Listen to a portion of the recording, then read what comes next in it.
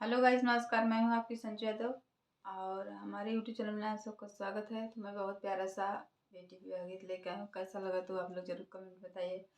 दोस्तों, हमारे यहाँ बहुत ठंडी पड़ रही है, तो आइए सुनिए। कैसा लगा तो प्यारा सा कमेंट करके बताइएगा। बैठी मालिनिया रे बेनिया डोलावै, मलिया सुवाई सुखनी दजी। बैठी मालिनिया रे बेनिया डोलावै, मलिया सोवै सुखनी दजी। पछावा उलटी जब चितवै मालिनिया, दुलहे देवढ़िया के ठाढ़ जी। पछावा उलटी जब चितवै मालिनिया, दुलहे देवढ़िया के ठाढ़ जी। कौन जरूरत तो है लगी हमरे बेटा, आया बड़े निभिनु सार जी। कौन जरूरत तो है लगे मोरे दुल्हे, आया बड़े निभिनु सार जी। सोनावा कमौरा तू गाछु हो मालिनिया, बियाहन जाबै ससुरार जी। सोनावन मौरवा तू गाछु हो मालिनिया, बियाहन जाबै ससुरार जी।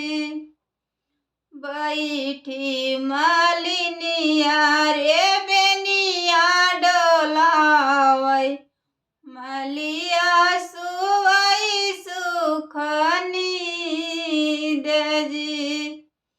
पछावा उलटी जब चितवै मालिनिया, दुलहे देवढ़िया के ठाढ़ जी।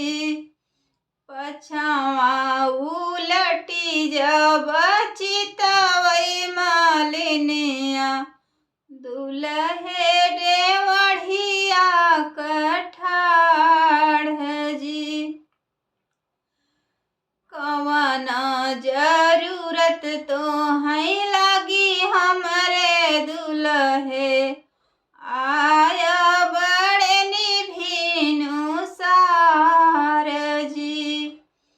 कौन जरूरत तो है लगी हमरे बेटा, आया बड़े निभिनु सार जी।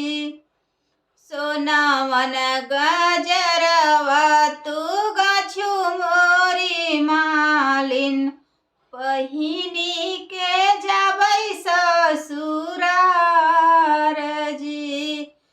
सोनावन गजलवा तू गाछु हो मालिनिया, पहिनी के जाबै सीता देश जी।